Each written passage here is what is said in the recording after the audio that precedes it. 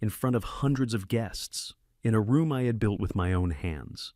My daughter-in-law pointed straight at my face and said it loud enough for every single person in that room to hear, "Get out. You are not welcome here." I didn't argue. I didn't say a word. I simply turned to look at my son, but he had already turned away. That moment told me everything I needed to know. I walked outside and made 12 phone calls. What happened next made them regret every single thing they had done and come back begging. Hello everyone, welcome to our story. Before we begin, drop a comment and tell us where you're watching from. We love hearing from you. Quick note, this is a fictional story, with dramatized elements added for entertainment and reflection. Any resemblance to real names or places is purely coincidental, but the message it carries is meaningful and worth your time. Like, subscribe, and let's begin. The music stopped the way a heart does without warning, without mercy. One moment the string quartet was playing something soft and expensive near the garden arch, and the next, silence dropped over Whitfield Estate like a curtain. Hundreds of heads turned. I felt it before I understood it, that particular stillness a room gets when something is about to go wrong, and everyone already knows it except the man standing in the middle of the floor. That man was me. Brittany walked toward me from across the reception hall, her white gown catching the chandelier light with every step. She moved like someone who had rehearsed this chin-level shoulders, back the kind of composure that doesn't come from confidence alone. It comes from planning. She stopped close enough that I could see the small diamonds in her earrings, close enough that I could have reached out and straightened her veil if I'd wanted to. I didn't want to. "You're not welcome here, Alexander." Her voice was low, but in that silence it carried to every corner of the room. "You never were." I did not respond right away. That's something people don't tell you about moments like this, how time moves differently inside them. A second stretches. You notice things you have no business noticing. The grain of the oak floor beneath my shoes. The way the candlelight caught the edge of a wine glass 3 tables over. The faint smell of the magnolia arrangements Margaret had helped Preston pick out back when she still had the strength to stand in the flower shop on Broughton Street. I turned to my left. Preston stood 3 steps away. 3 steps. The same distance I used to cross in one stride to pick him up off his bicycle when he skinned his knee on the driveway. He was 34 years old now, wearing a suit I had paid for, standing on a floor I had sanded by hand, and he would not look at me. I watched him for what felt like a very long time. His jaw was tight. His eyes were fixed somewhere on the floor between us, on the oak planks I had stripped and refinished myself during 14 months of restoration work on this estate. He knew every inch of this floor. He had watched me work it. He said nothing. 1 second, 2 seconds. The room held its breath. I straightened my jacket, nodded once at no one in particular, and walked toward the door. The guests parted as I moved through them, not dramatically, just quietly stepping aside the way people do when they don't want to be associated with a scene they're already part of. Hundreds of eyes followed without meeting mine. Some looked away, some watched from the corners of their eyes. I recognized faces among the crowd, neighbors, business contacts, a couple who had attended Margaret's memorial service 2 years prior. I kept my pace even. A man does not hurry when he is leaving, with what remains of his dignity. At the entrance just before the heavy iron door, there is a small bronze plaque mounted on the stone column. I had forgotten it was there until that night. I stopped and read it the way you read something you already know by heart. Restored by Hargrove Construction and Restoration, LLC 2019. 6 years ago, this place had been a wreck-cracked, plaster-rotting window frames, a grand staircase that groaned under a man's weight. The owners had nearly given up on it. I had spent 11 months here with a crew of 12, and then 3 months finishing details alone, the way I always preferred. Margaret used to bring me dinner in a brown paper bag on the nights I stayed late. She drove out here even during her last round of treatment, when she was too tired to do much more than sit in the passenger seat and hand me a thermos of coffee through the window. I stood at that plaque for perhaps 10 seconds. Then I pushed through the door and walked to my truck. The night air was warm and thick with jasmine, the way Savannah always is in May. I climbed in, closed the door, and sat in the dark. I noticed my hands on the steering wheel. They were not shaking. I found that strange that after everything that had just happened inside that hall, my hands were completely still. I reached into the breast pocket of my vest and took out the check, $78,500, written in my handwriting, signed with my name, made out to Whitfield Estate Venue Services, for the final payment balance on my son's wedding. I had carried it in my jacket all evening, planning to find Nadine Buckley after the rehearsal, dinner toasts, and settle the account face-to-face the way I handle every business transaction. A handshake, a signature, done. I set it on the dashboard and looked at it for a while. The numbers didn't seem real from the outside, but I knew exactly what they represented. Early mornings, late bids, contracts negotiated at kitchen tables, jobs taken in January, cold and August heat. 31 years of Hargrove construction, built from a second-hand truck, and a promise I made to Margaret the week we got married that I would never let our family want for anything. The lights of Whitfield Estate glowed warm and golden through my windshield. Inside, I imagined the music had resumed. The wine was still cold. The guests had returned to their conversations, quietly relieved that the uncomfortable part of the evening was finished. 15 minutes passed. I didn't check the time, I know, because I counted them. Then I reached for my phone. I scrolled through my contacts until I found the name Nadine Buckley. She was the venue coordinator, the woman who had walked me through every detail of this event over the past 8 months. She was professional precise, and as far as I knew, completely uninvolved in whatever had just taken place inside her building. My thumb rested on her name. There was a version of this night where I put the phone back in my pocket, drove home, poured 2 fingers of bourbon, and decided to let it go, to write it off as a bad evening and move forward. I had spent 63 years being a reasonable man. I had buried my wife, built my company from nothing, and raised a son I believed I knew. But that check was still sitting on my dashboard, and Nadine Buckley's name was still on my screen. I pressed call. Nadine Buckley speaking. Her voice was exactly what I had come to expect from her. Over 8 months of planning, Warm composed the kind of professional steadiness that made people feel like everything was under control. Under different circumstances, I would have appreciated it. Nadine, this is Alexander Hargrove. I kept my voice level, the way I do when I'm closing out a job site at the end of a difficult week. I need to cancel the Hargrove-Sinclair wedding, effective immediately. The silence that followed lasted perhaps 3 seconds. Not the silence of shock, more like the silence of a person choosing their next words with care. Mr. Hargrove. A small pause. Are you certain? I am. She didn't push further. That was one thing I respected about Nadine. She understood the difference between a man who needed to be talked out of a decision and a man who had already made one. She moved into the logistics the way a good contractor moves into a job, steady, methodical, no wasted motion. I want to be transparent with you about the financial terms, she said. The $14,000 deposit paid at contract signing is non-refundable. That's standard in our agreement. I want to make sure you have that clearly in front of you before we proceed. I read the contract before I signed it, Nadine. Every clause. 31 years in the construction business teaches a man to read what he puts his name on. I had gone through that venue contract on a Sunday afternoon at my kitchen table, the same way I review every subcontractor agreement before a project begins. I had known exactly what I was agreeing to. Then you understand the position, she said. I do.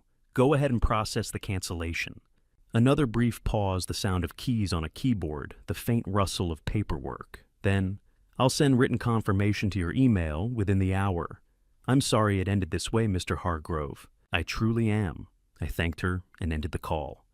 11 more to make. I had the vendor list in the Notes app on my phone, every contact, every contract number, organized the way I keep all my project files. The florist was first. I had met the woman twice, once at the initial consultation, and once for a follow-up, when Margaret's roses were substituted with peonies because of a supply issue. She answered on the second ring, and I told her the same thing I had told Nadine Alexander Hargrove, canceling the Hargrove-Sinclair account, effective immediately. She was kind about it. Most of them were. The catering company was less so. Their event manager walked me through 3 separate penalty clauses before I got a word in a 48-hour cancellation fee on top of the non-refundable deposit. Additional charges for pre-ordered specialty items already prepared for tomorrow's reception. I listened to all of it without interrupting. When he finished, I said, "I understand the terms. Please send the final invoice to the address on file." He seemed surprised I didn't argue. I wasn't going to argue. These were contracts I had signed. The penalties existed because I had agreed they would. A man who spends his career holding other people to their word doesn't get to walk away from his own signature when the situation becomes inconvenient. Call after call, the picture assembled itself with the cold clarity of a final accounting ledger. The florist deposit gone, no additional penalty. The caterer deposit plus a cancellation surcharge. The photographer non-refundable retainer holding fee for the second shooter. The lighting company deposit forfeited partial equipment staging fee. The cake designer full deposit retained ingredients already sourced. The transportation service 50% of contract value already committed. By the 8th call, I had stopped tracking the individual amounts and started thinking in totals. Somewhere between the linen rental company and the rehearsal dinner coordinator, the number settled into place like a stone dropping to the bottom of still water. $38,000. Gone, not stolen, not wasted through carelessness, paid out in deposits and penalties, according to agreements I had entered into, willingly in good faith, on behalf of a wedding I had believed in. The remaining balance I would not owe $40,500 sat on the other side of that number, like the answer to a math problem I hadn't wanted to solve. Between the 9th and 10th calls, I sat in silence for a moment. The parking lot of Whitfield Estate was mostly empty now. A few catering staff moved between the side entrance and a service van, carrying trays back out the evening, winding down inside. The world continuing its ordinary business on the other side of those walls. I thought about something Margaret used to say. She had a habit of distilling things down to a single sentence when I was overthinking a problem, and she was almost always right. Alex, a man who knows how to build things, has to understand the cost of tearing them down. Make sure it's worth it. She said it the first time, when I walked away from a lucrative contract in 2003 because the client had lied to me about the site conditions. I lost 40 days of work. She had stood in our kitchen doorway with a dish towel over her shoulder and said those words like they were the most obvious thing in the world. I had been annoyed at the time. Sitting in that parking lot, 11 calls into the worst evening of my adult life, I finally understood what she had meant. Not just intellectually the way you understand something you've read. I understood it in the place behind the sternum, where things actually land. She hadn't been talking about money. She had been talking about what a man is willing to lose in order to stay himself. The 10th call. The 11th. I worked through them the same way I had worked through the first name account cancellation confirmation. The vendors on the other end of the line heard a calm, deliberate man settling his accounts. None of them could have known that, somewhere between the words I was saying out loud and the silence between them, something was quietly, permanently shifting. The 12th call was the band. A live group out of Charleston, 6 musicians, a set list Margaret would never have approved of. Booked by Brittany 8 months ago, when the planning was still something I had been invited to participate in. The man who answered identified himself as the band manager. "My name is Alexander Hargrove," I said. "The contract is in my name. Cancel it." He confirmed the non-refundable deposit, gave me a cancellation reference number, and wished me a good evening. I set the phone down on the passenger seat. Outside, the Savannah sky had gone completely dark, not the soft dark of early evening, but the deep, settled black that comes after midnight has made its decision, and the day is thoroughly finished. The jasmine I had noticed earlier was gone from the air, replaced by something cooler, something that carried the faint salt of the river 2 miles east. I started the engine. I did not look back at the lights of Whitfield Estate as I pulled out of the lot. There was nothing left for me to see there, only a building I had helped bring back to life, now filled with people celebrating something that no longer had anything to do with me. The road home was straight and quiet. I drove it without the radio on. The headlights died and the street went quiet. East Jones Street at midnight has a particular quality to it. the old live oaks spreading their arms over the pavement, the gas lamp on the corner throwing a circle of amber light that hasn't changed much since before I was born. I sat in the truck for a moment after I cut the engine, not because I needed to, but because the house was dark, and I wasn't quite ready for what dark houses feel like when you've been living in one alone for 2 years. I had renovated this place in 2017. Every room, the plaster walls, the heart pine floors, the kitchen Margaret had drawn out on a legal pad one Saturday morning with a cup of coffee going cold beside her. She had known by then that her treatment options were narrowing, though neither of us said it out loud. She had channeled whatever energy she had left into planning a kitchen she would actually be able to use, and I had built it exactly the way she drew it. She spent 18 months cooking in that kitchen before she lost the strength to stand at the stove. I got out of the truck, walked up the front steps, and let myself in. The study was the first room I turned on the light in. It always is. It's the room that makes the most sense to me. Walls lined with job files, framed photographs, certifications going back to the early 90s when Hargrove Construction was 3 men and a borrowed flatbed. I poured 2 fingers of bourbon from the bottle on the credenza, set the glass on the desk, and sat down without drinking it. The room looked back at me the way it always does. 31 years on those walls. The Whitfield Estate restoration. A framed photograph from the day we finished the grand staircase my crew lined up across the front steps, everyone grinning. The Coastal Resort Project in Hilton Head, 2014. The Historic District Streetscape renovation the city commissioned in 2018. Plaques from the Associated Builders and Contractors, a letter of commendation from the Savannah Historic Preservation Board, signed by people who have since retired or passed on.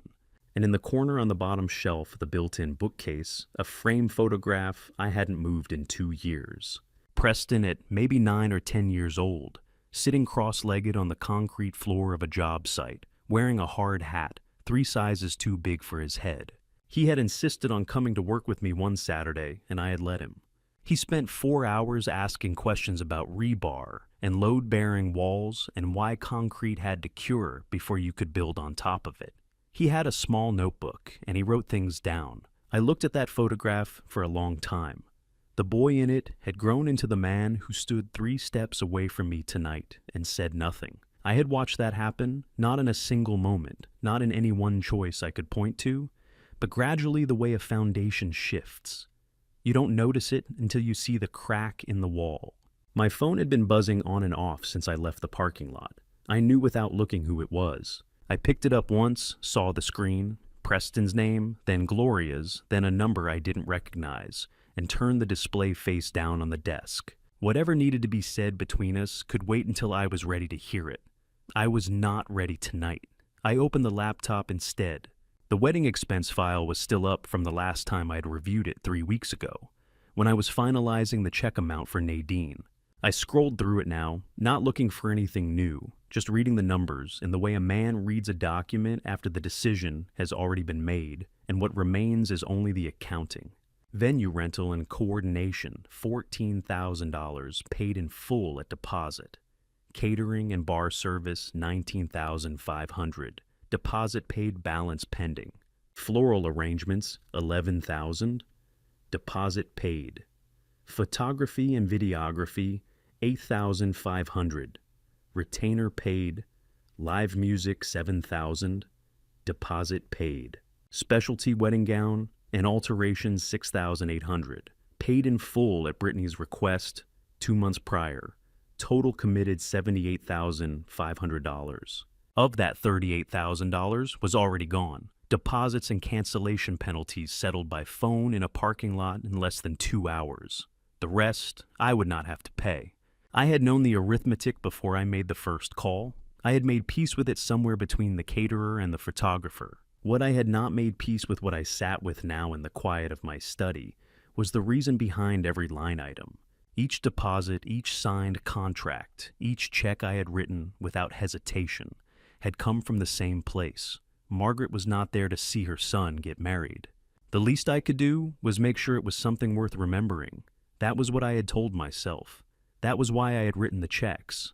I closed the laptop. The bottom drawer of my desk was slightly open. I must have left it that way earlier in the week. I reached to push it shut, and my hand stopped. In the back corner of the drawer, half covered by a folded survey map from the Whitfield project, sat a wooden box. Small, rectangular, the kind a craftsman makes by hand with dovetailed joints and a fitted lid. The wood had gone dull with time. I had made it myself years ago from offcuts of heart pine left over from a flooring job.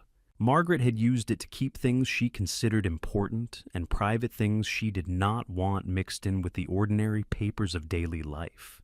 I had not opened it since the day of her funeral. I did not open it now. I looked at it for perhaps 30 seconds, then reached past it and pushed the drawer closed with the flat of my hand. Not tonight. The bourbon glass was still full on the corner of the desk. I left it there. I turned off the desk lamp and stood for a moment in the dark, letting my eyes adjust. The amber glow from the gas lamp on the corner came through the front window in a long, thin rectangle across the heart pine floor, the same floor Margaret had walked across in her slippers every morning for 8 years. I went upstairs. I did not sleep, but I lay down, and that was close enough. Sleep, it turns out, is not something a man can negotiate with. By 3 a.m, I had given up pretending otherwise. I came back downstairs in the dark, settled into the chair behind my desk, and opened the laptop. The screen lit up the room in a pale, flat white, the only light in the house, the only thing moving.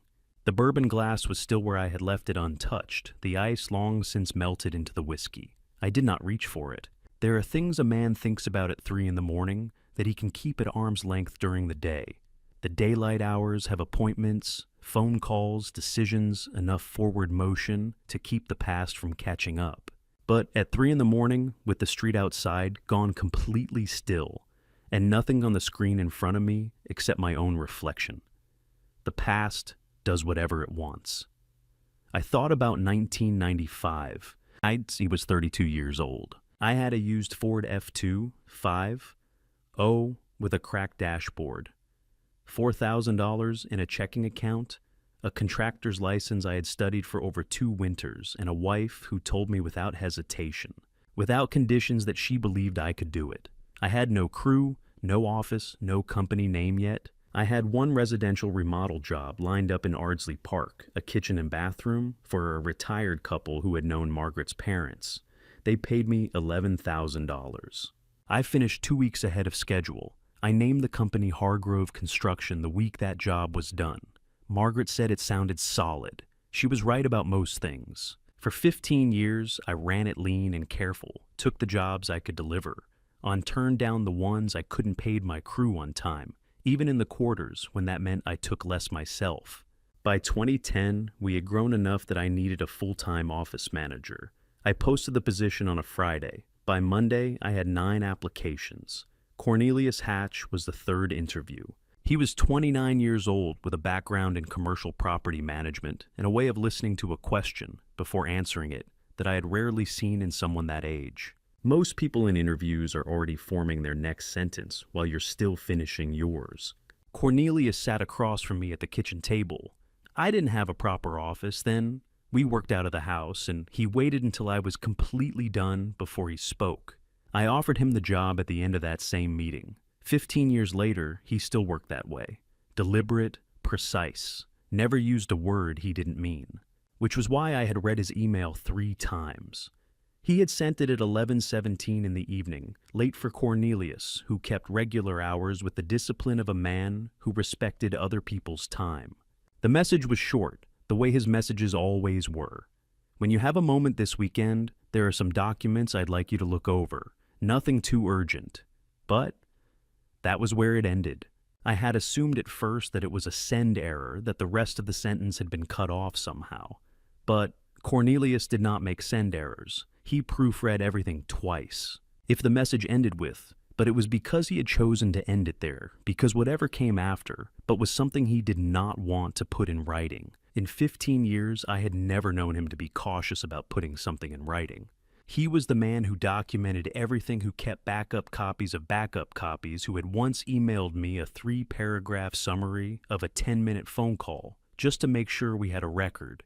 I sat with that for a while. The rest of my mind and the way the mind works at that hour drifted back to Brittany. I tried to remember the first time something had felt wrong. Not wrong in a way I could name, just a small, persistent friction, like a door that hangs a quarter-inch off plumb. You can live with it. You can forget it's there for weeks at a time. But it's always slightly wrong, and somewhere in the back of your mind, you know it. She had come into Preston's life 18 months before the engagement. He had brought her to Sunday dinner at this house in November, a cold night, the kind Savannah gets maybe a dozen times a year. She had been charming in the way that people are charming when they are working at it. The compliments were well placed. She had asked about the house renovation, about the company, about the Whitfield estate project I had just completed. She said the words, "everything you've built," twice in one evening, which I noticed at the time and filed away without examining too closely. She asked the right questions. She smiled at the right moments. She made Preston look at her the way a man looks at someone he's trying to impress, which should have been the other way around. I had told myself I was being uncharitable. Margaret always said I took too long to trust people, that I approached human beings the way I approached new construction sites, looking for structural problems before I'd even walked the foundation. She wasn't wrong. I had learned to extend more benefit of the doubt than my instincts preferred. So, I had extended it. I had written the checks and signed the contracts and handed over the deposits and told myself that what I was feeling was nothing more than a father's natural adjustment to no longer being the primary man in his son's life. Maybe I had been wrong to extend it that far. Outside, the sky had been making up its mind for the better part of an hour. By the time I noticed it, the darkness had shifted from black to something softer, a deep gray at the edges of the window frame, then slowly, a line of pale rose along the top of the roofline across the street. Savannah mornings come in gently, even the difficult ones. The light does not announce itself. It simply arrives. I closed the laptop. The study returned to shadow. I sat still for a moment, listening to the house settle around me, the small creaks and sighs that old buildings make when the temperature changes. Sounds I had learned to read, the way I read a structure's response to load. Then the knock came. 3 hard impacts against the front door, not a question, not a polite request. The knock of someone who expected to be let in. I knew the rhythm of it before I heard the voice. "Dad, open up. We need to talk." I saw him through the side window before I opened the door. Preston stood on the porch with his shoulder against one of the columns, one hand raised like he was about to knock again. He was still wearing the suit from the night before, jacket rumple collar, open the bow tie, gone somewhere between Whitfield Estate and here. His hair was uncombed. He looked like a man who had not slept, which meant we had that much in common. I had built this porch for Margaret in the spring of 2017, wide enough for 2 rocking chairs and a small table. With a ceiling fan she had picked out herself from a catalog she kept on her nightstand.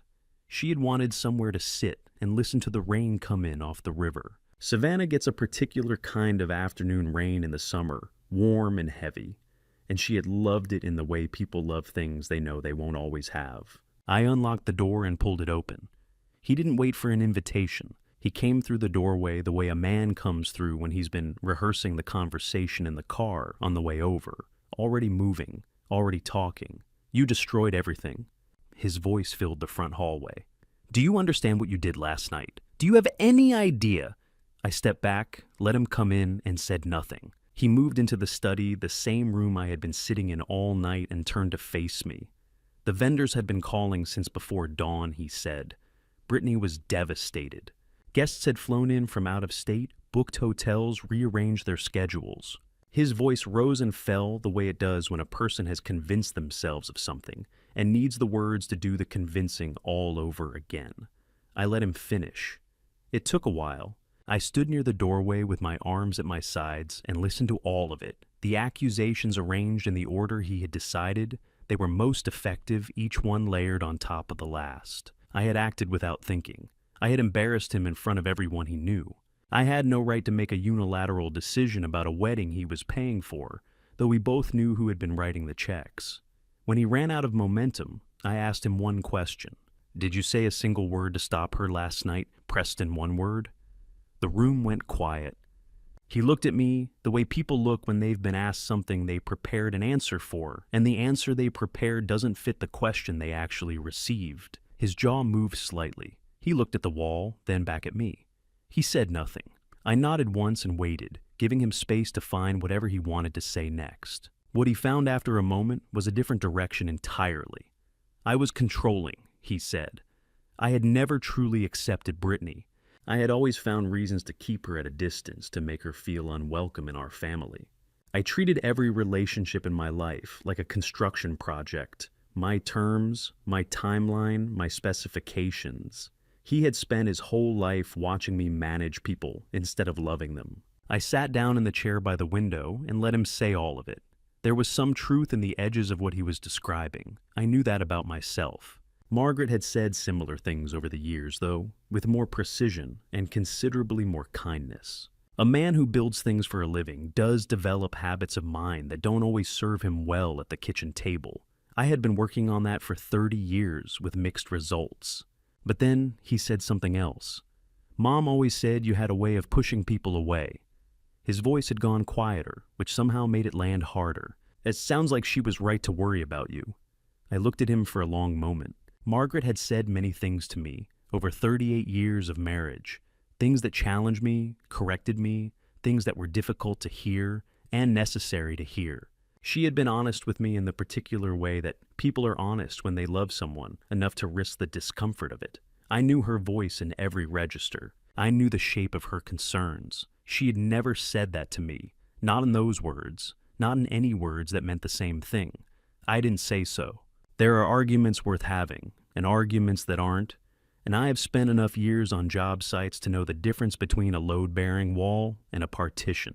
What Preston had just said was not a load-bearing wall. It was something he had constructed in the last 12 hours because he needed something to hold on to, and I was the nearest fixed point. I stood up. I crossed the room to the front door, the same door I had opened 10 minutes ago, and I pulled it open. The morning air came in cool, still, the way Savannah mornings are before the heat settles in.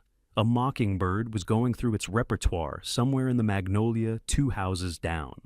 Leave Preston. My voice was level, not raised, not hard, just clear the way a measurement is clear. Come back when you're ready to have an honest conversation. He stared at me for a moment.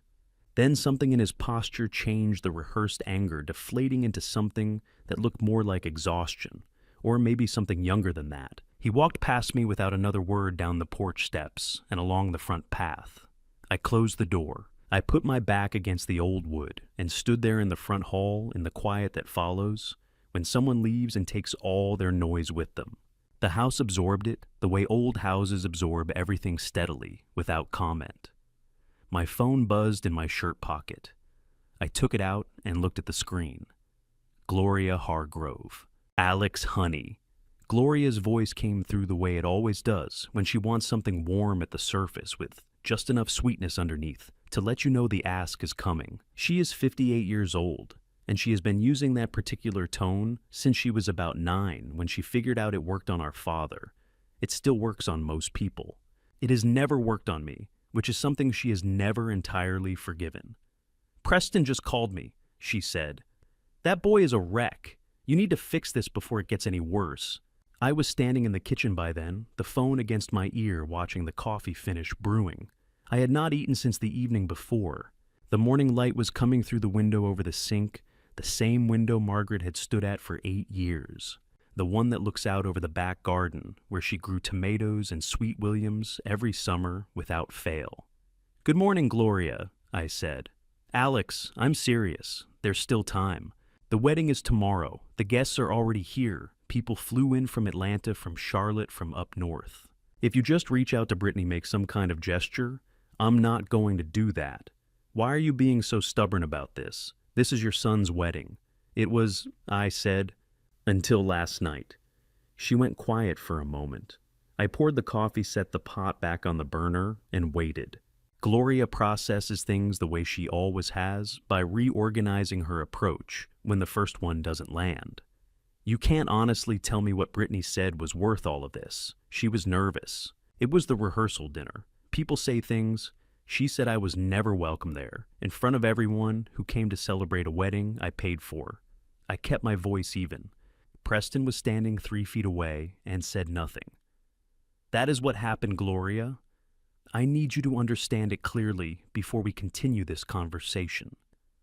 Another silence, shorter this time.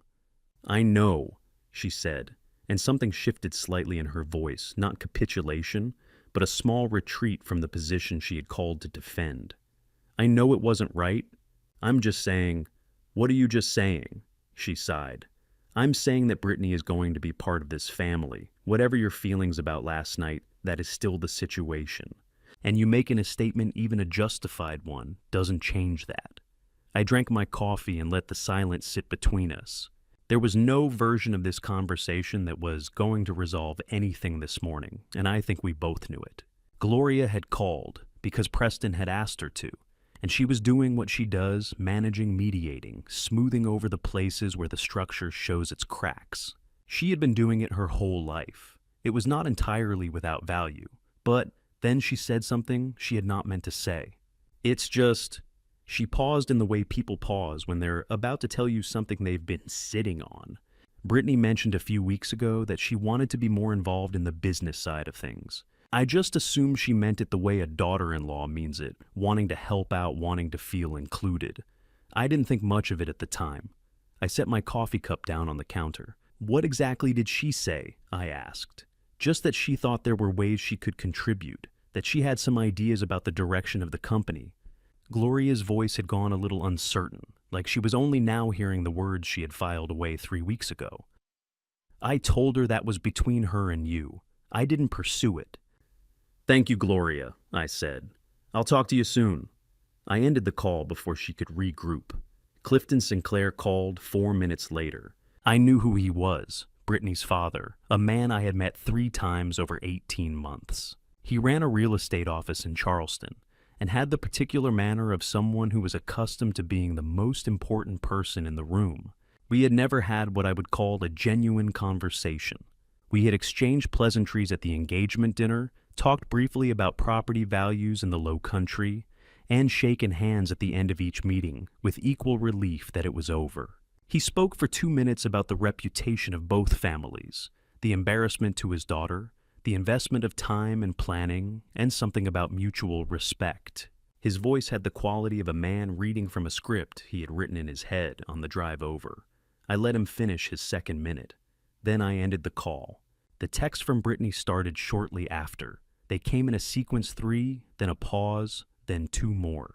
I read them in order, standing at the kitchen counter with my coffee going cold beside me. The first few were what I expected, the kind of language people use when they're angry and want you to feel it, controlling, jealous, unable to accept that Preston had built his own life. I read those without much reaction. Then the last one came through. You were never worthy of what we had planned for you anyway. I read it once. Then I read it again. Not for the wedding, not for Preston, not for our family, for you. There is a particular quality to language when it slips, when a person is angry enough that the careful architecture of what they meant to say gives way to what they actually meant. I had seen it in contract disputes and project disagreements, in the rare occasions when a client revealed, usually by accident, what they had actually been after all along, what we had planned for you. The word we sat in that sentence like a nail in a board. I put the phone face down on the counter and stood still for a moment. Then I picked it up again and scrolled to Cornelius. He answered on the 2nd ring, the way he always does, no preamble, just present. Cornelius. I kept my voice the way I keep it when I am giving instructions on a job site, clear, direct, no room for interpretation. I need you to pull every document, every contract, every email connected to company accounts for the past 8 months. All of it. Don't discuss this with anyone. A short pause. Not hesitation, consideration. The way Cornelius processes before he responds. Yes, sir, he said. I'll start tonight. The afternoon came in quietly. By the time I noticed it, the light in the study had shifted from the flat white of midday to something warmer, the particular amber that Savannah gets in the late hours before evening, when the sun drops low enough to come through the Spanish moss and turn everything the color of old honey. It came through the linen curtains in long, slow rectangles across the floor. The house had been silent since Preston left. I had spent the middle hours of the day doing the things a man does when he needs to keep his hands occupied, reviewed a set of project specs for a commercial renovation job scheduled to start the following month, responded to 2 contractor inquiries, updated the payroll file Cornelius would need on Monday. Small tasks, the kind that don't ask anything of you except your attention. By mid-afternoon, I had run out of them. I sat down at the desk. The drawer was closed. I looked at it for a moment, the way you look at something you have been aware of for a long time without acknowledging directly. Then I opened it and took out the wooden box. It was lighter than I remembered. Or maybe I had remembered it as heavier because of what it held. I had made it myself years ago from offcuts of heart pine left over from a flooring job in the Ardsley Park neighborhood. Dovetail joints a fitted lid, a small brass clasp that Margaret had chosen from a hardware catalog. She had a careful, considered way of choosing things. She never picked the first option. The clasp was still bright. Everything else had gone soft with time. I set it on the desk and sat with it for a moment before I opened it. Inside, the envelopes were arranged the way she would have arranged them, not stacked carelessly, but placed in a deliberate order, each one, flat each one, sealed. She had used the good stationery, the cream-colored paper she kept in the top drawer of her writing desk, upstairs, the kind she saved for things that mattered. The handwriting on each envelope was hers, though in the way her handwriting had become, toward the end, a little slower, a little less certain in the pressure, but still unmistakably Margaret.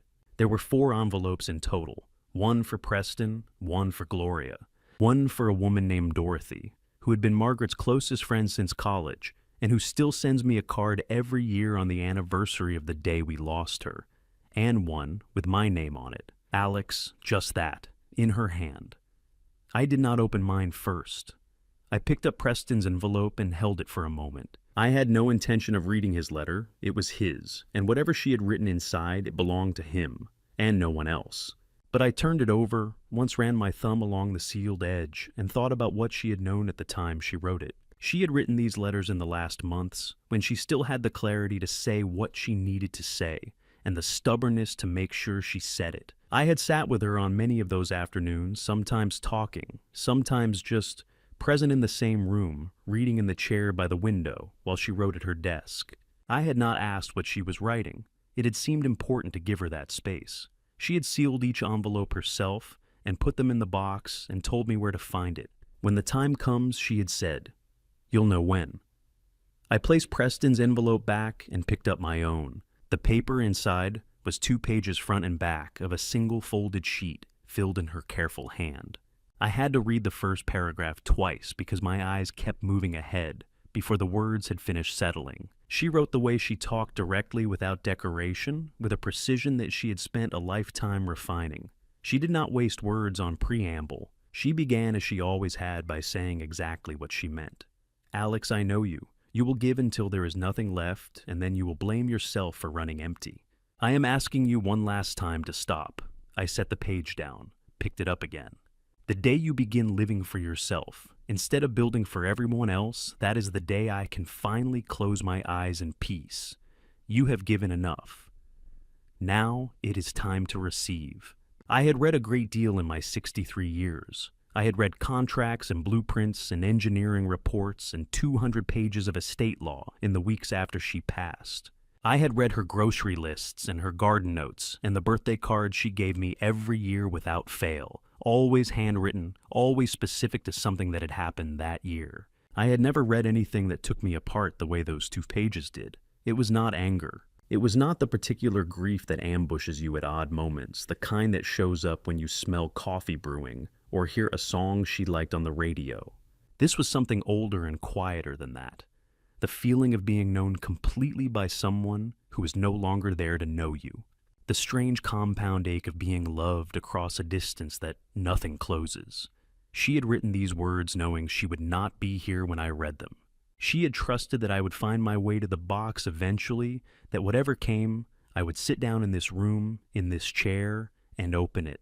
She had been right. I don't know how long I sat there. Long enough for the light to shift again, the amber deepening toward the early blue of dusk, the rectangles on the floor going soft at the edges, and then dissolving entirely. When I finally folded the letter and placed it gently back in the envelope, my hands were not entirely steady. I did not mind. I set the envelope in the box, placed the lid back on, and held the clasp closed for a moment without fastening it. Then my phone moved on the desk beside me. A single vibration. A text message. I picked it up. Cornelius's name at the top. No words in the message body, just a PDF attachment, its icon sitting there on the screen, like something waiting to be acknowledged. I looked at it for a long moment. The sky outside the study window had gone the deep, uncertain blue that comes just before full dark, that brief window when the day hasn't entirely surrendered, but the night has already decided. The magnolia across the street was a dark shape against a darker sky. My thumb rested on the file icon. I did not open it. Not yet. If that letter hit you the way it hit me, type "open" in the comments, so I know you're still with me. Quick reminder, this story contains fictional elements added for dramatic and reflective purposes. If that's not your preference, no hard feelings, but if you're staying what comes next, we'll change everything. I opened the file just before dark. The PDF loaded in 3 pages. The first was a screenshot of an email thread, the kind of screenshot taken deliberately with the full header information, visible sender, recipient date, subject line. Cornelius had known exactly what he was sending me. I read the first line. The sender address was preston.hargrove@hargroveconstruction.com. I had created that account myself 14 months ago. On a Tuesday afternoon when Preston had come by the office and we had talked for the first time in a long time about what the future of the company might look like. It had been a good conversation, one of those rare ones where I felt like I was talking to my son rather than managing him. I had set up the email address that same evening as a small concrete gesture towards something I had not yet allowed myself to name directly. A possibility. A continuation. The recipient was a firm called Mercer and Associates listed at an address in Columbia, South Carolina. The subject line read, "Inquiry Spousal Rights and LLC Ownership Transfer Procedures, Georgia Construction." I read it again. Then I read the body of the email. It was written carefully, not in Preston's natural voice, which I know the way. I know my own handwriting, but in the flattened, deliberate language of someone who had been coached on what to ask and how to ask it. The inquiry was specific. What were the legal mechanisms by which a spouse could establish partial ownership of a family-held LLC in Georgia? What documentation would be required? What was the typical timeline for such a transfer? The date stamp at the top of the thread read July 15th. I had agreed to fund the wedding on July 12th. I sat with that for a moment. 3 days. The deposit conversation, the handshake, the check. I wrote without hesitation, and 3 days later, this email sent from an account I had created as an act of trust, directed to a law firm 2 states over, asking how to take apart what I had spent 30 years building. I closed the laptop, put on my jacket, and drove to the office. Cornelius was already there when I arrived. The lights were on in the back room, where we keep the project archives filing cabinets going back to 1998, organized by year and job number. The institutional memory of everything Hargrove Construction had ever built or contracted. He had pulled 3 folders and laid them open on the long work table. "These came through the shared company inbox," he said. "I manage that account. I flagged them when I noticed the send pattern they went out and came back on days when you were on site in Hilton Head." He stepped back to let me look. 3 vendor invoices. The florist, the catering company, the lighting contractor. Each one had a confirmation signature on the bottom, the kind of sign-off required to authorize a payment advance, the kind that carries the weight of a contractual commitment. The name on each signature line read, Alexander Hargrove. I bent over the table and looked at the first one for a long time. In 31 years of running a construction company, I have signed my name on thousands of documents, subcontractor agreements, material purchase orders, city permit applications, insurance certifications, loan paperwork, change orders at 6 in the morning on job sites when the light wasn't good and my hands were cold. I know my signature the way a musician knows a chord, not by thinking about it, but by feel. The proportion of the letters, the particular way the H leads into the A, the slight leftward lean I've had since I was 19 years old. And a drafting instructor told me to correct it, and I never did. The signature on those invoices was not mine. It was close enough that someone unfamiliar with my hand might not have noticed. The general shape was there, but the pressure was wrong. The H was too upright, and the final E of Hargrove trailed off in a direction mine never goes. That's not my signature, Cornelius. I straightened up. It doesn't even come close. He nodded once. I know, sir. That's why I pulled everything. He had also printed the email thread for exchanges between the company account and Mercer and Associates over a period of 6 weeks. The replies from the law firm were cautious, as law firm replies tend to be, but they answered the questions. They outlined the general framework for spousal interest claims in Georgia LLCs. They referenced specific statutes. They mentioned the importance of establishing a documented pattern of business participation. That phrase stopped me. A documented pattern of business participation. I thought about Brittany asking Gloria about the business. I thought about the 2 times she had come to the office unannounced, once in September, once in October, with coffee and questions about how project billing worked. I had thought at the time that she was making an effort, being interested, doing the things a person does when they want to be welcomed into a family. I set the papers down on the table. The office around me was familiar in the way that a place becomes familiar after 3 decades, the smell of old paper and machine oil, and the particular dust that settles in buildings that do real work. The photographs on the wall were the same photographs I had in the study at home, the same jobs, the same crew, the same years. Everything I was looking at, I had built. Everything on those invoices someone else had signed for. I walked to the window. Outside, Savannah had settled into its Saturday night, the streetlights on a few cars moving slowly on the road below, the ordinary machinery of a city that did not know or care what was happening in this office on this particular evening. Call Theodore Garland, I said. I kept my voice the way I keep it when a job site has gone wrong and there is work to be done and no margin for anything except clarity. Tell him I need to meet first thing Sunday morning. Tell him to bring everything he knows about forgery law in the state of Georgia. Cornelius already had his phone in his hand. Yes, sir, he said. Theodore Garland opened his office door at 8:02. He was in a plain Oxford shirt and khakis, no tie, no jacket, the closest thing to casual that Theo ever gets on a day he considers working. He had 2 cups of coffee from the place on the corner, the one that has been there since before either of us could afford the neighborhood it sits in. He handed me one without a word and stepped back to let me in. 35 years of friendship looks like that. No ceremony, no questions at the door. Just 2 cups of coffee and enough space for whatever needed to be said.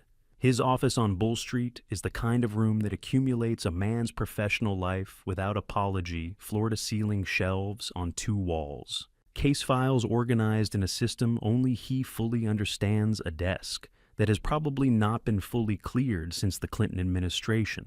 A framed photograph of the 2 of us from a fishing trip to the Georgia coast in 2009 sits on the corner of the credenza, slightly crooked. I have never mentioned it, neither has he. I sat down across from him and told him everything. He did not interrupt once. That is one of the things I have always valued about Theo. He listens the way a good attorney listens, which is completely different from the way most people listen. He is not forming his response while you are still talking. He is building a picture piece by piece, and he waits until the picture is complete before he says anything at all. When I finished, he set down his coffee and picked up the folder I had brought the 3 vendor invoices Cornelius had pulled, plus the printed email thread from the company account. He went through them in order, slowly reading each page the way he reads everything thoroughly, without skimming. After several minutes, he set the folder flat on the desk and looked at me over the top of his reading glasses. Under OCGA, Section 16-9-1, he said, "What you have here meets the threshold for first-degree forgery in Georgia. Signing another person's name on a document with the intent to defraud, that is a felony. Category 1, the sentencing range runs from 1 year to 15. I know, I said. I want to make sure you heard it clearly. He tapped the edge of the folder. This isn't a civil matter, Alex. This isn't a vendor dispute or a contract disagreement. What happened with these invoices, if it can be proven as deliberate, and this paper trail suggests it can, is a criminal act under Georgia state law. I nodded. He picked up the printed emails next the thread between Preston's company account and Mercer and Associates in Columbia. He read through it more slowly than he had read the invoices. This wasn't impulsive, he said when he looked up. She was researching LLC ownership transfer procedures before the wedding invitations went out. That is not a woman who made a mistake in a moment of poor judgment. That is a woman who was working towards something specific. He paused. The question is how far down that road she had gotten. That's what I need to know, I said. He set the emails down and folded his hands on the desk, the particular posture he adopts when he's about to lay out a plan, which I recognized from 3 decades of watching him work. 3 steps, he said, in this order. He began with the cease and desist letter, not a court order. He explained a formal legal communication informing Brittany that we possess documented evidence of unauthorized use of company resources and signature forgery, and that any further contact with company accounts or personnel would result in immediate criminal referral. It would be delivered to her by end of business Monday. Its purpose was not to resolve the matter. It was to make clear that the matter existed and that we were prepared to pursue it. Second, a formal complaint filed with the Savannah Police Department. The forgery evidence, the 3 invoices, the email chain, the signature comparisons would go into their hands as a package. The investigation process would take time, he said. Weeks at minimum, more likely months. The machinery of a criminal inquiry does not move quickly, and I should not expect it to. But filing the complaint established the record, and the record was what mattered now. Third Preston's name needed to come off the authorized signer list on the company's operating account. Not as punishment as a necessary precaution, given that his company email had been used in correspondence with an outside law firm inquiring about ownership transfer procedures. That was the moment I had been sitting with since the night before. His account was the one used Theo. I know. He may not have known what she was doing with it. Theo looked at me for a moment. He may not have, he said carefully, or he may have. That determination is part of what an investigation would establish. What I can tell you is that under Georgia law, if he had knowledge of the unauthorized access and did not report it, he could face accessory charges. The exposure depends entirely on what he knew and when. I sat with that. Outside the window, Bull Street was doing what it does on Sunday mornings, quiet, unhurried. The old live oaks throwing their shadows across the sidewalk in the way they have for 150 years. A couple walked past with a dog.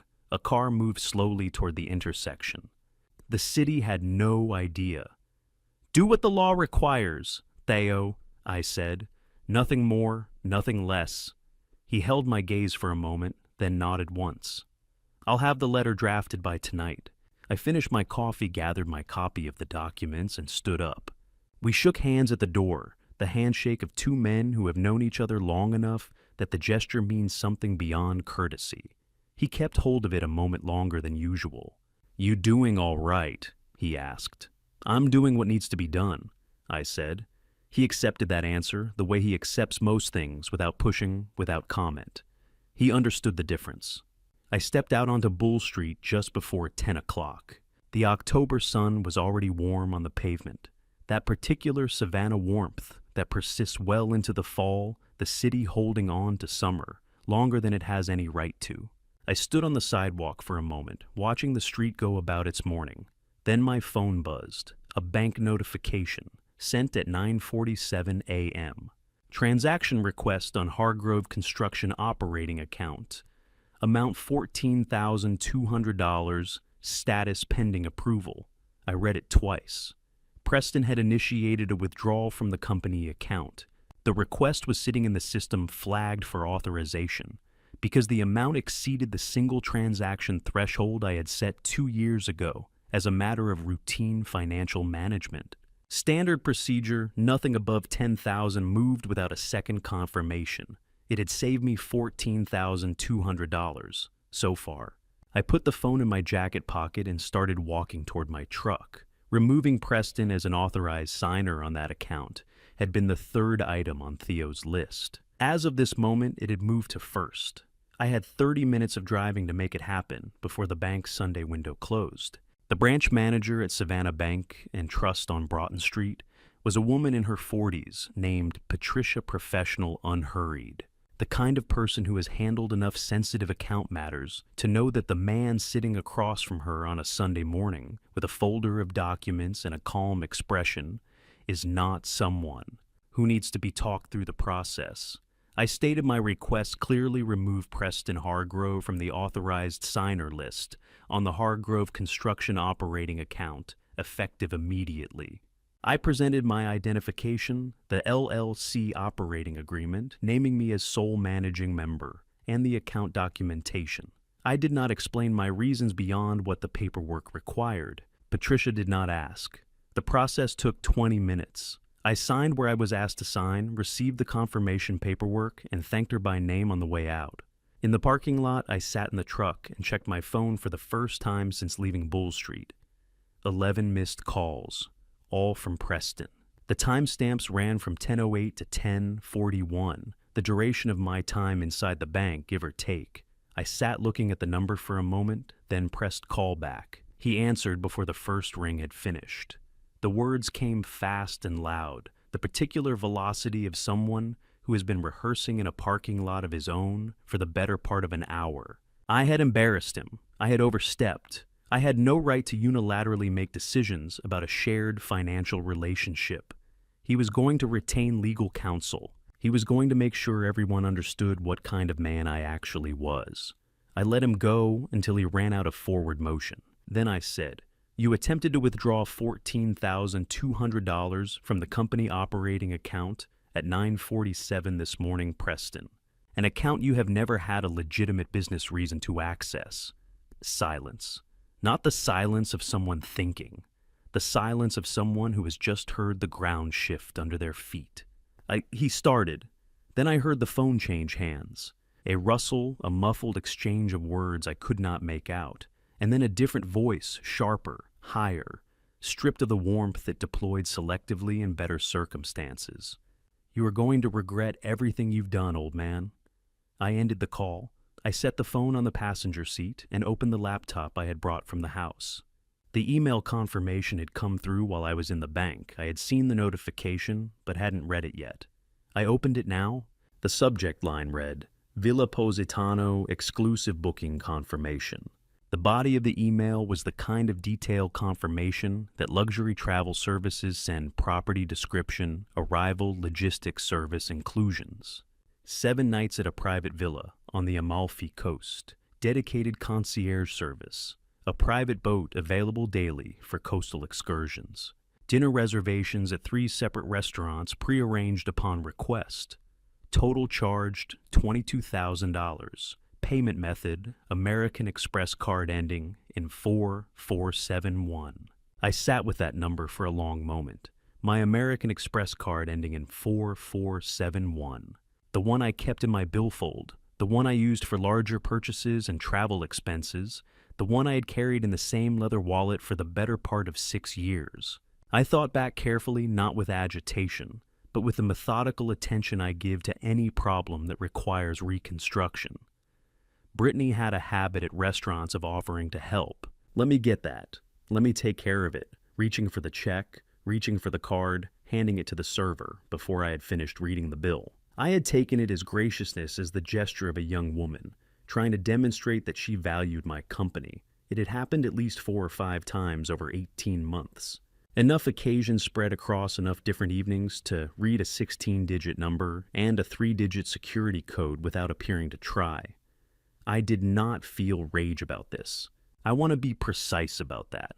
What I felt was something colder and more settled, the sensation of a picture coming fully into focus after a long time of standing too close to it. The deposits I had lost, the booking on my card, the withdrawal attempt that morning, laid end to end, they were not a series of separate events. They were a plan executed in stages by someone who had decided well in advance what she intended to take. I opened the notes application on my laptop and typed 3 lines. Wedding deposits and cancellation penalties $38,000. Amalfi Coast reservation, unauthorized card use $22,000. Attempted company account withdrawal blocked $14,200. Total exposure $74,200. I read the total once. Then I closed the laptop, got out of the truck, and drove home. Back at the house on East Jones Street, I put the kettle on and stood at the kitchen window while the water came to temperature. The back garden was the way it always is. In October, the tomato plants Margaret had planted along the south fence long since finished for the season. The sweet williams she favored gone dormant, the whole bed waiting quietly for spring. I had not replanted it the way she had kept it. That was something I was still working my way toward. I poured the coffee, real coffee this time, from the stovetop percolator, not the drip machine, and carried it to the front room. The bourbon glass from Friday night was still on the study desk. I had walked past it a dozen times over the past 2 days without touching it.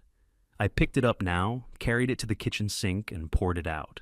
Then I washed the glass and set it to dry. I was standing at the counter with my coffee when the knock came. Not the hard, demanding knock I had heard Saturday morning. This was the knock of someone who was not entirely sure they were welcome, and was choosing to be respectful about it anyway. 3 quiet taps, evenly spaced. I went to the front door and opened it. Odell Crutcher stood on the porch. He lived 4 houses down on East Jones Street, and had been my neighbor for 11 years. He was 61 years old, broad-shouldered, with the unhurried manner of a man who had long since stopped being surprised by anything. He was holding a ceramic plate covered with a dish towel, and the smell that came through the towel was the smell of buttermilk biscuits fresh from the oven. He looked at me with the expression of a man who had heard enough through the neighborhood to understand the general shape of things without needing to be told the details. "Alex," he said, "you eaten anything today?" The biscuits were still warm. Odell had settled into the other rocking chair, the way a man settles in when he intends to stay a while, not perching on the edge, not angled toward the door, but fully back. His weight distributed the way it gets when a person has decided that wherever they are is where they need to be for the time being. The plate sat on the small table between us, 2 cups of coffee, both steaming. The Sunday afternoon quiet of East Jones Street spread out in front of us like something that had been there for a long time and intended to stay. In the distance, the bells from a church somewhere south of Forsyth Park were finishing whatever they had started. The live oaks along the street moved slightly in a wind that barely qualified as one, just enough to shift the Spanish moss and carry the faint, dry smell of old wood and autumn leaves that Savannah gets when October finally means what it says. I started talking somewhere around the first cup of coffee. I had not planned to say all of it. I had told Theodore Garland everything because he was my attorney, and that was the nature of what we were doing. I had told Cornelius the parts he needed to know, because the evidence was in his hands and the company was at stake. But sitting on my own porch with a neighbor I had known for 11 years, a man who had helped me hang a new gate in 2019, and who left bags of produce from his garden on my doorstep every August, without ever mentioning it sitting there, I found that the whole of it came out. Not to ask for guidance, not to be told what to do, just to hear it in my own voice outside the walls of the house in the open air. There is something different about saying a thing out loud to another person, rather than thinking it in a dark room at 3 a.m. It becomes more real in some ways, and more manageable in others. Odell listened the way he does everything without hurry, without filling the pauses with his own voice. He looked at the street mostly occasionally at me, never in a way that pressed for more than I was ready to give. When I finished, he was quiet for a while. Then he said, "My father used to say a tree never apologizes for still standing after a storm." He did not elaborate. He did not need to. That is the particular gift of a man who chooses his words carefully. When he says something, it carries its own weight without needing to be explained. We sat without speaking for a stretch that might have been 10 minutes or 20. A car rolled past, slowly windows down, gospel music coming from the speakers in that easy Sunday way. A pair of young women walked a dog on the far sidewalk. The ordinary machinery of a neighborhood going through an ordinary afternoon, indifferent to the fact that it was anything but ordinary for the man sitting on the porch at number 47. At some point, Odell said, You remember the morning you started work out at that estate, the big one out on the highway? Whitfield, I said. He nodded. Margaret was there, standing beside you at the fence line when they were laying the first section of foundation. I drove past on the way back from my brother's place, saw the two of you out there early before the crew had really gotten going. He paused. She was using a cane that day. She was. Still wouldn't leave. I looked at the boards of the porch floor. I had laid them myself the same year I built the railings and the ceiling fan Margaret had chosen. Heart pine tight grain, sanded smooth. She had walked across these boards in her slippers every morning of the last 2 years she was here. That was the last time she stood long enough to watch me work, I said. She didn't say anything about it afterward, neither did I. Odell nodded once slowly and let the silence be what it was. A little while later, he stood up. He gathered his side of the conversation, the way he gathers everything without fuss. He picked up his empty cup, set it on the plate, and moved toward the porch steps.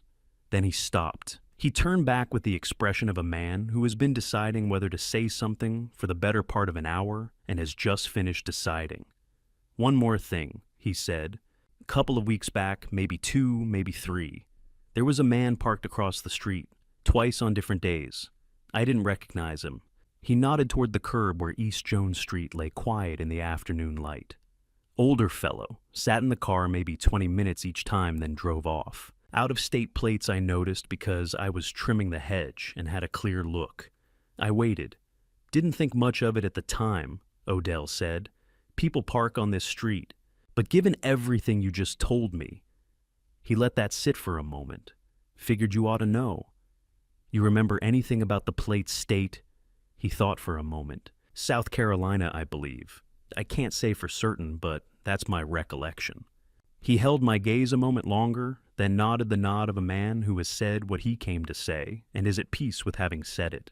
He went down the steps across the front path and along the sidewalk toward his house 4 doors down, carrying his empty cup and his quiet dignity, and leaving me with considerably more to think about than I had had before he arrived.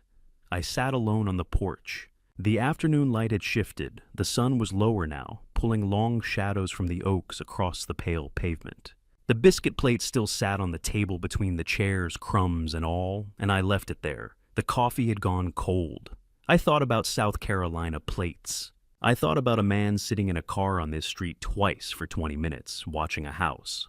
2 or 3 weeks ago, which placed it squarely in the period when Brittany had already been in contact with the law firm in Columbia, when the machinery of whatever she had been building was already in motion. The connection might be nothing, or it might be the part of the picture I had not yet been able to place. My phone buzzed on the arm of the rocking chair. An unknown number, no contact name, Georgia area code, but not one I recognized. I looked at the screen through 2 full rings. Then I set the phone back down and let it finish. Whoever it was would call back if it mattered, and if it mattered, I would be ready.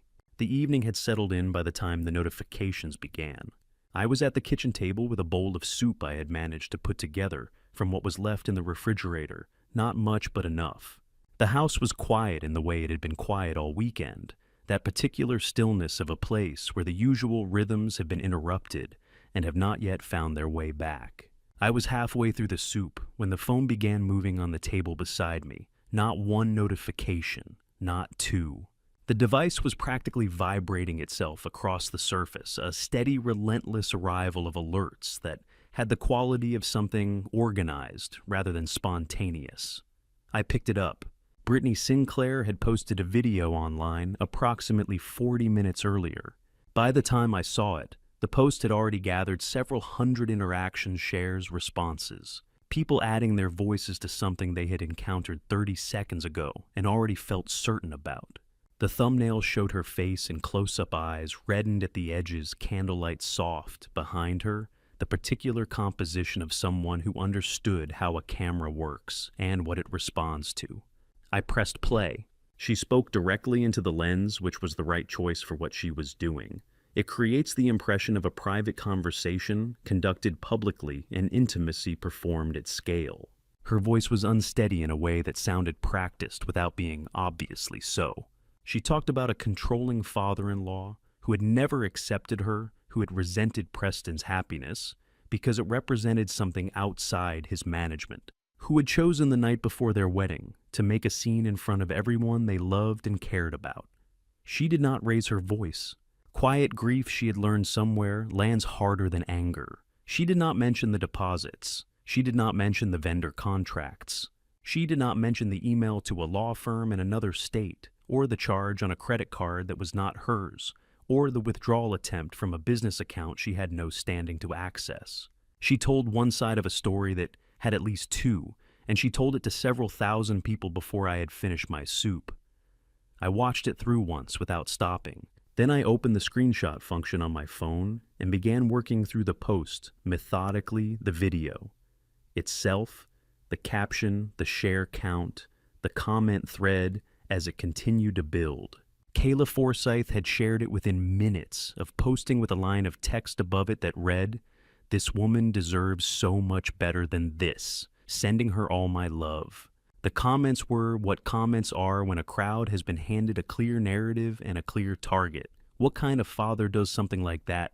Classic controlling behavior. She's better off without that family. I'm so sorry, Brittany. You deserve the world. I read through them the way I read a building inspection report looking for the structural elements, not getting distracted by the surface.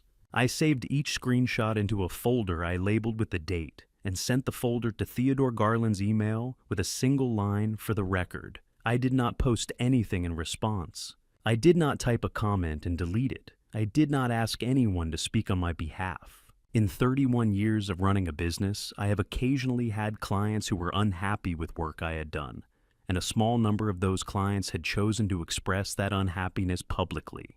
I had learned early that responding in kind almost never serves the man who has the stronger position. If the work was sound, the work would speak. If the record was clear, the record would hold. My record was clear. I set the phone down, finished the soup, and washed the bowl. When I came back to the table and picked the phone up again, the comment thread had grown considerably. I scrolled through the new additions without reading most of them, looking for anything that stood out from the general texture of the conversation. I almost missed it. It was not near the top where the most engaged comments had accumulated. It was further down in the section where comments arrive in real time and scroll past quickly. A small account, no profile image, the kind of profile that exists to say one thing and no more. The display name read R. Sinclair, 5 words in the comment field. Ask her about Charleston. I read it once, stopped, read it again. Then I pressed screenshot before I did anything else. The comment was gone inside of 5 minutes. Not hidden by the platform's automated systems removed, manually, deliberately by whoever had posted it, as if the person had realized within moments of sending it that they had said more than they intended. I sat with the screenshot for a long time. Sinclair was Brittany's family name, the name she had carried into her marriage with Preston, and into every room in my house over the past 18 months. It was also the name of her father, Clifton Sinclair, the man from Charleston who had called me on Saturday morning and spoken for exactly 2 minutes about reputation and mutual respect before I ended the call. R. Sinclair. Not Clifton, someone else in that family with the same last name and a different first initial. And whatever they knew about Charleston, they had known it was worth saying publicly, and then thought better of it within the space of 5 minutes. I looked at the screenshot for a long time. The 5 words sat there in plain text against the white background of the screen, matter of fact and enormous at the same time. Ask her about Charleston. I did not know what had happened in Charleston. I did not know Brittany's history. They did not know what a person might find if they started asking questions in that city. I knew only that someone with her last name had chosen this particular moment, when Brittany's post was gaining momentum and attention, to leave that sentence where the public could see it, and had then pulled it back before most people had the chance. That combination of impulse and retreat told me something. People who have nothing real to say don't leave comments and then remove them inside of 5 minutes. They either say it and stand by it, or they don't say it at all. The removal meant something had been risked, which meant something was there to risk. I looked at the missed call still sitting in my call log, the unknown number from the afternoon, the one I had let ring through on the porch. Still no follow-up message, still no name. I set the phone down on the kitchen table. Charleston. Not tonight. I needed to know more before I moved, and moving without knowing was how a man made mistakes he couldn't undo. The right information would come. It already seemed to be finding its way toward me. I just had to be patient enough to let it arrive. I had not planned to go that morning. I had woken before 6, made coffee stood at the kitchen window while the neighborhood came slowly back to light, and told myself I would spend the day on practical matters, following up with Theodore, reviewing the contractor schedule for the November project, doing the ordinary work of a man who still has a company to run, regardless of what is happening in his personal life. By 7 o'clock, I was standing at the iron gate of First Baptist Church of Savannah on Bull Street, with no clear memory of deciding to walk there. Margaret and I had married in this building on June 14th, 1987. It was a Saturday morning in early summer, the kind of day Savannah produces occasionally, as if to remind you of what it's capable of. Clear sky, the heat not yet arrived. The whole city smelling of honeysuckle and cut grass. Her father had walked her down the aisle in a suit he'd had since 1962. I had stood at the front of that nave for 20 minutes before she appeared at the back of it. And in those 20 minutes, I had been more aware of my own heartbeat than I had been at any point before or since. I had not come back alone since the morning we buried her. The gate was unlocked. The side door off the garden was open the way it always is on weekday mornings, for the congregation members who come in to sit quietly before the day begins. I went in that way through the small garden, where the boxwoods have grown thick and the stone path has settled unevenly over the decades, and into the cool dimness of the nave. The morning light through the stained glass came in slow and colored amber and deep blue, and a particular shade of rose that lands on the old pine pews in a way that has not changed since the windows were installed in 1923. I know this because I had done minor restoration work on the building's exterior trim in 2016 and had read more about its history than the job strictly required. I sat in a pew near the middle, not the front where Margaret and I had always sat on Sunday mornings, somewhere in the middle where a man can be present without making a declaration of it. I had been sitting there perhaps 10 minutes when I heard the vestry door open. Curtis Bowman had been the pastor of this congregation for 22 years. He was 66 years old, broad across the shoulders, with close-cropped white hair, and the particular unhurried quality of a man who has spent decades being present with people in their worst moments and has learned that the most useful thing he can offer is usually just his continued presence. He saw me in the pew and came down the side aisle without any indication of surprise, which was either his professional composure or a genuine lack of it. With Bowman, it was hard to tell, and I had always suspected that was deliberate. He sat down one pew ahead and turned to face me, arm resting on the back of the bench, the way he sits when he is not performing anything, just present. "Alex," he said. "Curtis." He waited. I told him the shape of it, not every detail, not the legal specifics, but the essential architecture, the rehearsal dinner, the cancellations, the documents Cornelius had found, the conversation with Theo, the wooden box I had finally opened after 2 years.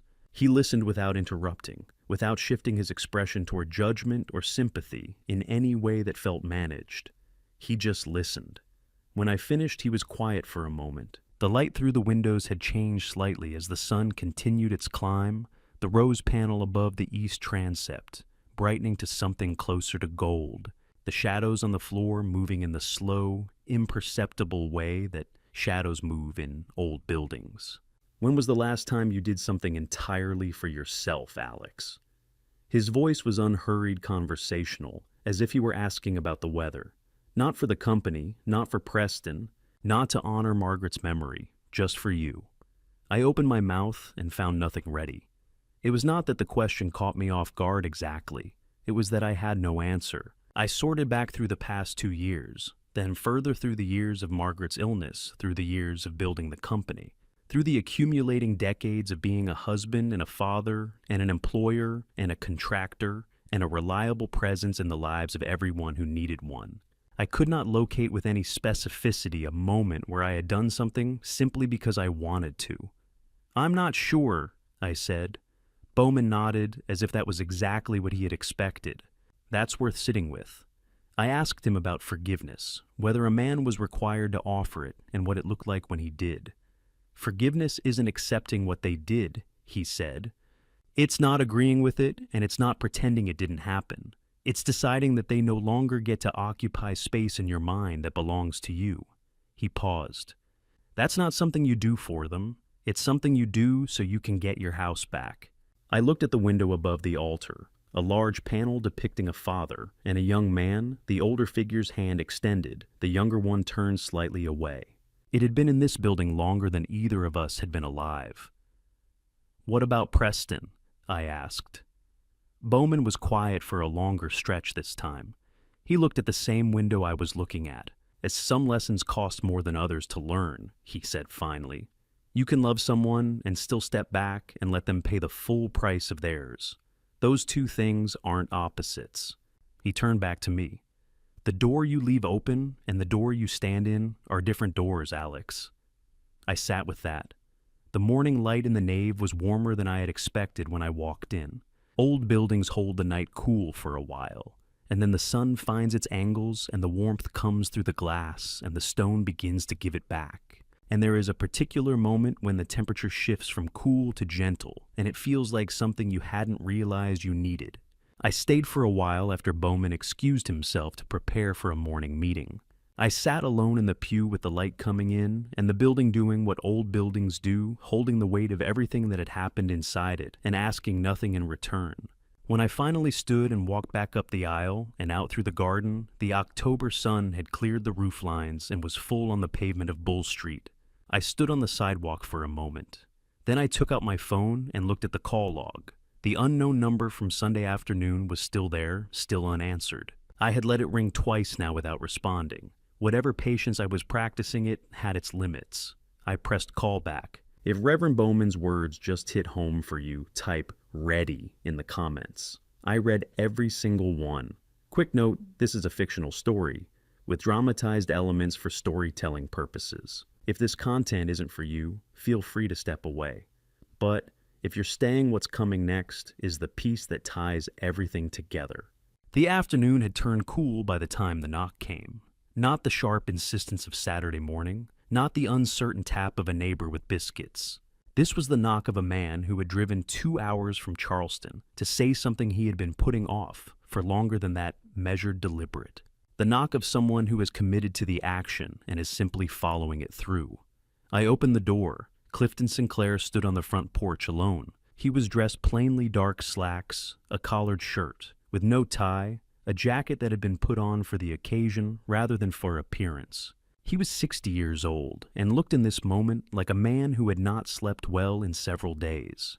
In his right hand he held a manila envelope thick-sealed. His eyes met mine briefly when I opened the door, and then moved to a point just past my shoulder, not evasive exactly, but carrying the particular weight of someone who has come to say something they are not certain they have the right to say. Mr. Hargrove. His voice was steady, though the steadiness cost him something. Thank you for returning my call. May I come in?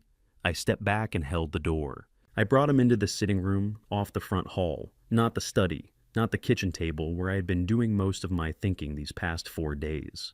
The sitting room was Margaret's room, in the way that certain spaces belong to certain people even after they are gone. She had chosen the furniture arranged so the bookshelves kept the low table by the window, clear for the cup of tea she made every evening. It was a room where I did not usually conduct business. I brought Clifton Sinclair into it because I wanted the conversation to happen somewhere that reminded me of what steadiness looked like. He sat across from me, without waiting for the pleasantries to run their course. That I respected. I tried to stop this wedding, Mr. Hargrove. He set the envelope on the low table between us, but did not let go of it yet. I told Brittany what I believed, that she was not in the right place, that Preston deserved honesty, that whatever she was working toward was going to end badly for people who did not deserve it. His jaw tightened slightly. She doesn't take counsel well. She never has. He was quiet for a moment. 4 years ago, he said, Brittany was living in Charleston. She had been there about 8 months working at a property management company, a legitimate job, as far as it went. She met a young man through that work. His mother was a widow, 71 years old, a woman named Eleanor Marsh, who had lived in the same house in the Ansonboro neighborhood her entire adult life. Her husband had passed 3 years prior and left her a settled estate, not extravagant, but solid. The kind of situation that a certain kind of person knows how to read. I did not move. I listened. Brittany cultivated a relationship with the son over the course of about 5 months, long enough to become a regular presence in Mrs. Marsh's home, long enough to be introduced to the family's financial arrangements in a casual, organic way, the way these things happen. When someone is patient and knows what they're doing. He paused. She began working her name into documents, a property co-management agreement first, then an addendum on a storage facility Mrs. Marsh owned outright. Small things positioned carefully. The kind of additions that look like administrative convenience until someone looks closely. Who looked closely? I asked. Mrs. Marsh's attorney, a woman who had managed the estate for 11 years and knew every document in the file by memory. She flagged the discrepancies, contacted the family, and within 2 weeks we had a clear picture of what had been done and how. Clifton finally released the envelope and sat back. Mrs. Marsh's family chose not to pursue it through the courts. She was elderly, the process would have been difficult for her, and the documentation, though problematic, was not yet fully executed. Her attorney sent a formal letter. Brittany was removed from all property records. The son ended the relationship. He stopped. I confronted Brittany myself, he said. She was calm about it. That was the part that stayed with me, not defensive, not upset. Calm. She said she hadn't done anything that couldn't be undone and that Mrs. Marsh had more than enough and would never have missed it. His voice did not change when he said this, but his hands resting on his knees pressed slightly harder. That was 4 years ago? I told myself she had learned something from it. When she met Preston, I wanted to believe that was true. I wanted to believe a good man could. He stopped himself.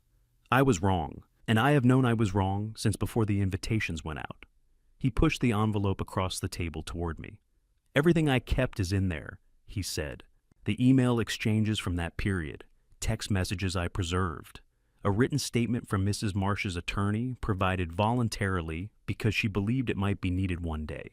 There are no court records, the matter never went to filing, but the documentation is thorough. I am an organized man, Mr. Hargrove, when the situation calls for it. I picked up the envelope and opened the flap. The first page was a printed email chain between Brittany and the son, casual in tone, the kind of messages that wouldn't raise alarm, read individually, but read as a sequence showed a clear and patient architecture. The second page was a scanned copy of the property co-management agreement with Brittany's signature in a place it had no business being. Same approach, different city, different name, different amount, but the same hand moving across the same kind of target with the same kind of patience. I set the papers back in the envelope and looked at Clifton Sinclair. He was 60 years old and sitting in a dead woman's sitting room, having just handed me evidence against his own daughter. And his eyes were the eyes of a man who had been carrying something heavy for a long time and had finally put it down in the right place. I stood up and extended my hand. It took a great deal to come here, Mr. Sinclair, I said. I mean that. He stood and took my hand. His grip was firm, the grip of a man who means the gesture. When I looked at him directly, his eyes were red at the edges, not from weakness, I thought, but from the particular exhaustion of doing something right after a long time of not doing it. He nodded, once collected his jacket from the arm of the chair, and I walked him to the door. When I came back inside, I stood in the front hall for a moment with the envelope in my hand. Then I took out my phone and called Theodore Garland. He answered on the first ring. "Theo," I said, "I'm on my way to you right now. You'll want to see what I have." A brief pause. "Then I'll put the coffee on." Theo read the way he always reads, completely without skimming, without looking up. I had placed the manila envelope on the table between us when I arrived, and he had opened it. Immediately spread the contents in a careful arrangement across the surface of the desk, and begun at the first page. The desk lamp threw a clean, direct light across the documents. I sat across from him with a cup of coffee that had been warm when he handed it to me, and had since made its peace with the temperature of the room. I watched him work through it. There is something particular about watching a man you trust read something important. You track his face for signals without meaning to the small shifts of attention, the moments when he slows, the moments when he goes back to reread something he has already read. Theo's face gave very little away under most circumstances, which was one of the qualities that had made him effective in a courtroom for 30 years. But I knew the face well enough to notice when his reading slowed on the second page of the Charleston documents and again on the attorney's written statement, and I knew what that slowing meant.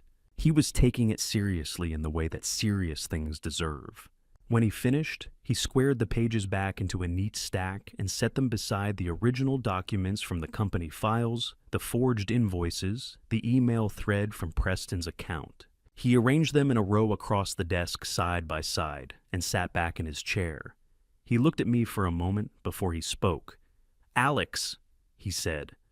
This was not impulsive. This was not a young woman who made poor choices under pressure or acted out of hurt feelings.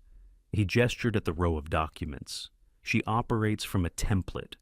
Charleston was the rehearsal. You were the main event. I had suspected something close to that since the night I sat in the parking lot with the document spread across my truck's center console. Hearing it said plainly by a man who dealt in evidence for a living made it land differently, not heavier, but more settled. The way a thing becomes manageable when it has been named accurately. "Well, walk me through where we stand," I said. Theo picked up his pen and turned to the yellow legal pad he keeps on the left side of his desk, the one that has been a fixture of his working method since law school. "We have 3 forged signatures on vendor invoices sent through the company email system on days you were on site out of town. We have a documented email inquiry to an out-of-state law firm regarding LLC spousal ownership transfer, sent from an account created under your son's name, initiated 3 days after you committed to funding the wedding." He wrote as he spoke, not for my benefit, but for his own, the habit of a man who thinks more clearly when the words are in front of him on paper.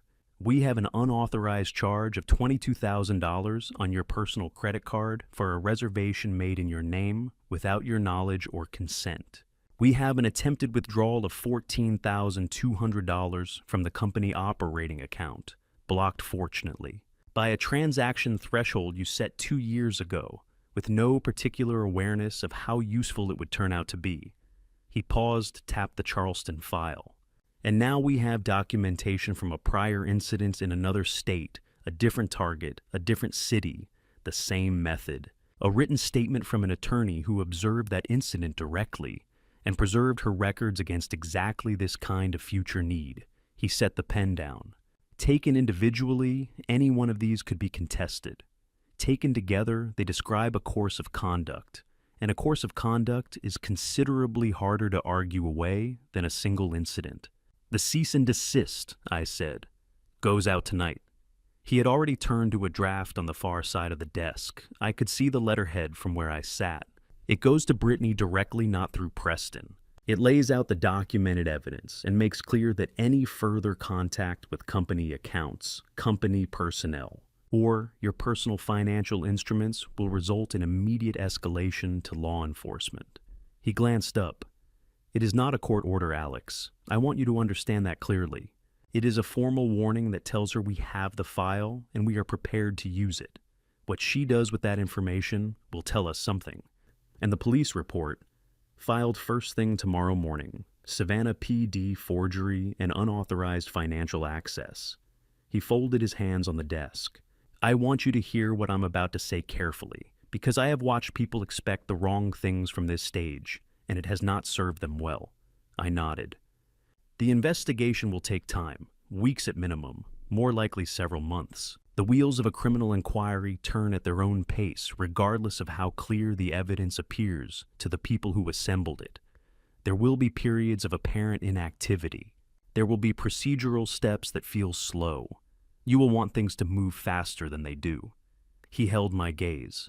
"This is a marathon, Alex, not a sprint.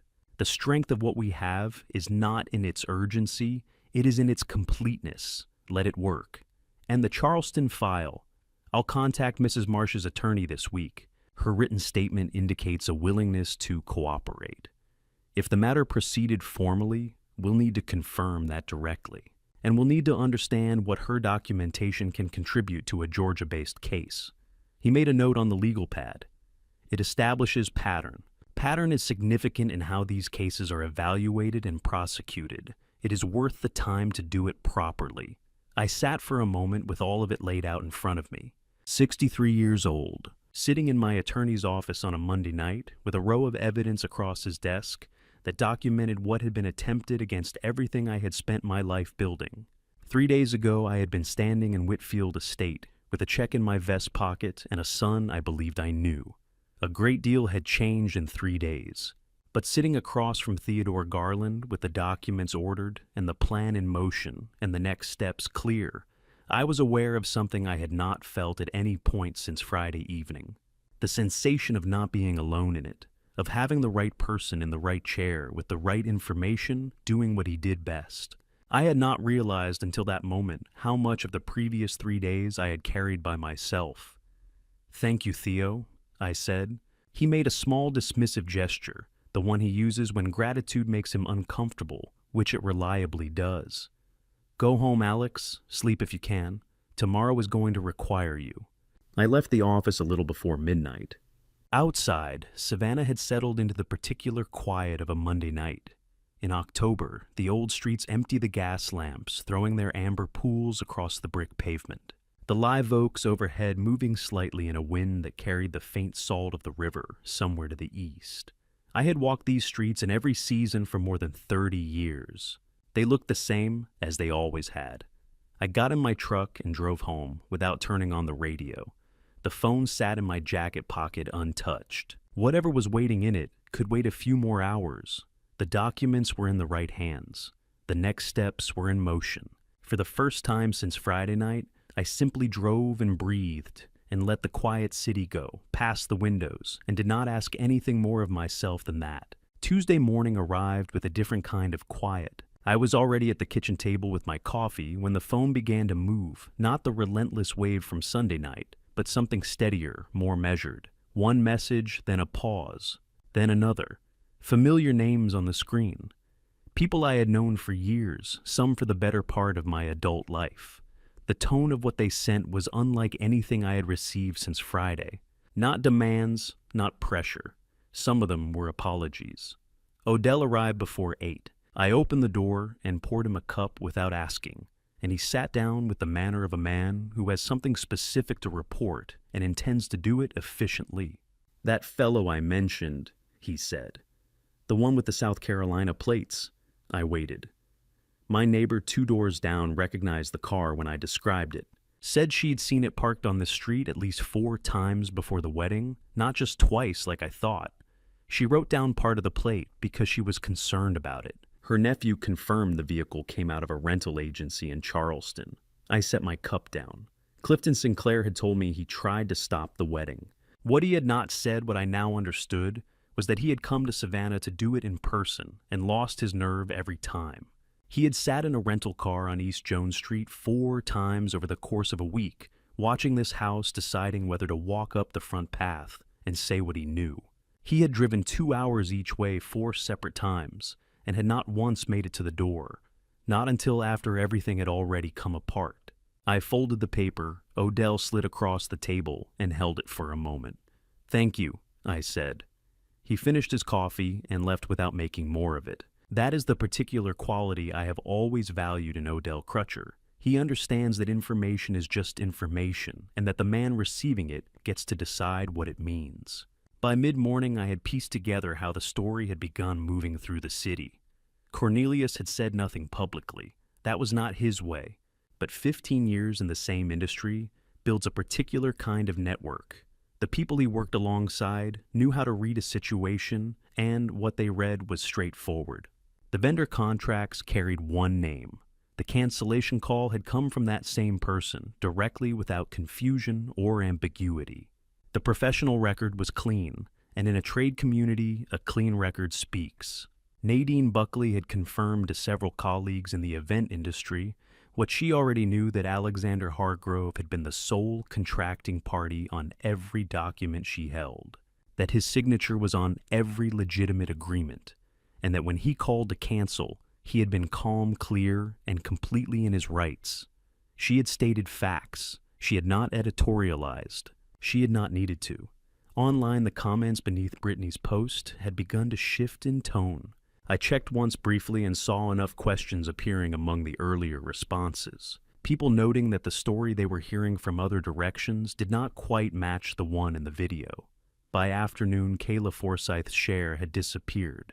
No explanation, no announcement. Simply gone the way things go when a person has reconsidered the ground they were standing on.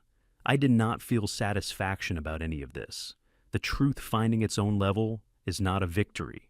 It is simply what happens when the record is accurate and enough people have access to it. Gloria called at 3 o'clock. I heard what the call cost her before she said the first word. Alex, a breath. Then, I didn't know. I need you to understand that I genuinely did not know. I know you didn't. I called you Saturday morning and pushed you to go back and fix it, and I never once asked why it happened. I just accepted what I'd been told and treated you like the problem. Her voice caught slightly. I'm sorry. I mean that completely. You were trying to hold things together, I said. That's what you've always done. I did it wrong. Yes, I said. I've done the same thing for longer than I want to admit. We're not so different in that. She was quiet for a moment. Then she said it again plainly. I'm sorry, Alex.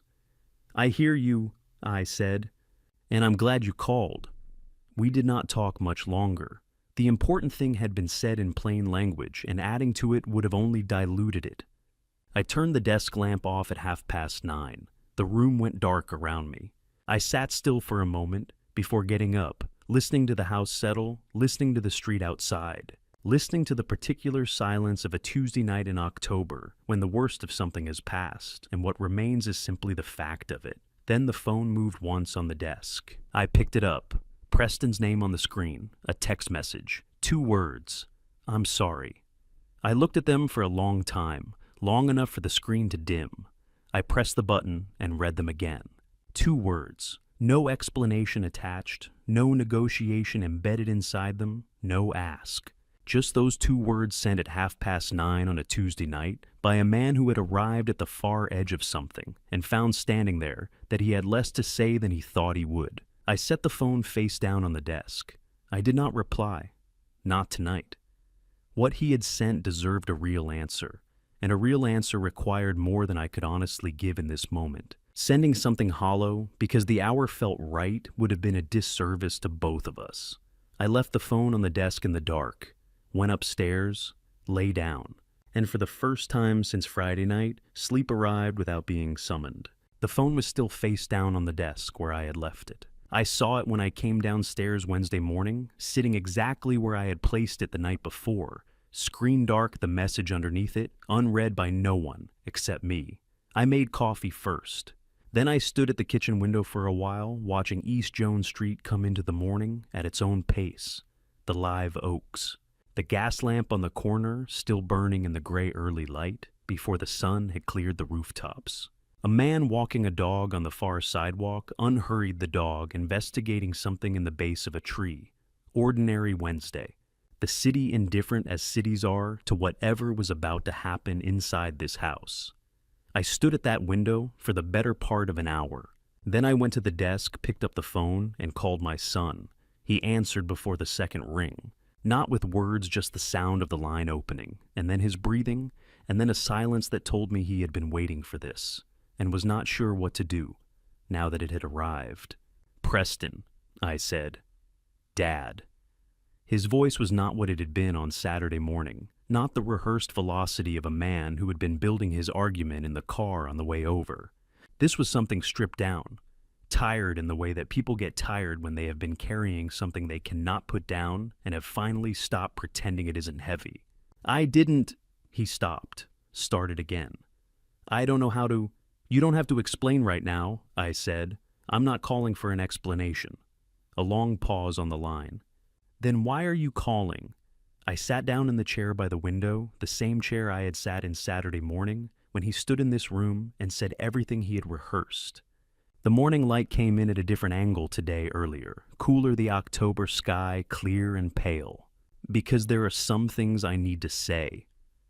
I said, and I want to say them while I still can and while you're still in a place where you might be able to hear them. He said nothing. I took that as permission to continue. I have loved you in the way I know how to love Preston, which is to give, to build things for the people I care about, and call that love, because that's the language that came most naturally to me. I paused. What I understand now sitting here is that there is something I could never give you no matter how much I wanted to. And that is your own backbone. That's not a thing a father can hand over. It has to be built by the man who's going to need it. I heard him exhale long, unsteady. Before your mother passed, I said, she wrote letters. One of them was for you. I have been holding it in a wooden box in my desk drawer for 2 years because I did not know when the right time was to give it to you. I stopped for a moment. That was my failure, not hers. She knew what she wanted to say to you. I was the one who kept it waiting. You should have had that letter a long time ago. What does it say? His voice was quieter now. Not defensive, something younger than that. That's between you and her, I said. I'll get it to you. But I'll tell you this much, she was not writing to a man she had given up on. She was writing to a man she believed could do better than what she was worried he might settle for. The line was quiet for a long stretch. Outside, a car moved slowly past the window tires on the brick pavement, and then the street went still again. I know I let you down, Preston said finally. The words came out flat without decoration, the way words come when a person has finally stopped managing them. I know what I did, and I know what I didn't do, which was worse. Standing there and not saying anything. He stopped. I know, I said. I don't know how to fix it. You don't fix it, I said. You can't unwind what happened. What you can do is decide what kind of man you want to be, going forward, and then be that man consistently enough that it means something. That's all any of us can do. Another silence. Then I said, the last thing I had come to say, the thing I had been finding my way towards since Saturday morning, through every phone call and closed door and quiet hour in between. The door is not locked, Preston. I want you to understand that clearly, but I am not going to stand in it and hold it open waiting. When you are ready, genuinely ready, not ready to make things comfortable again, but ready to be the man your mother raised you to be, you know where I am. He did not respond immediately. I did not rush him. When he spoke, it was just 2 words said differently than the text message from the night before. Not sent into the dark, said directly over a live line where I could hear the weight of them. Yes, sir. I held the phone for a moment after we hung up. I did not cry. I had expected that I might, and I did not. What I felt was something more difficult to name than grief, and more durable than relief. The particular settling that happens when you have said the true thing in the right words, at the right a moment, and it is done, and no amount of revisiting it will change or improve it. The conversation was complete. What came next was up to him. I set the phone on the desk and sat for a while in the quiet. Then I stood up, walked to the hallway, and took the truck keys from the hook on the wall, the iron hook I had mounted there myself the first winter we lived in this house, because Margaret said she was tired of looking for her keys on the kitchen counter every morning. I turned the keys over in my hand once. I knew exactly where I wanted to go. I had not been there in 6 years, not since the last time Margaret and I had made the drive together, the windows down, her hand resting on the door frame, the way she liked to do when the weather was good.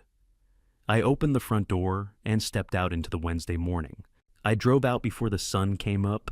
The road from Savannah to Tybee runs east through the salt marsh, 18 miles of 2-lane blacktop, flanked by cordgrass and open water. The sky above it enormous and pale in the hour before dawn. I had made this drive hundreds of times over the years, in every season, for every kind of reason. But I had not made it alone, not with intention, not like this in 6 years.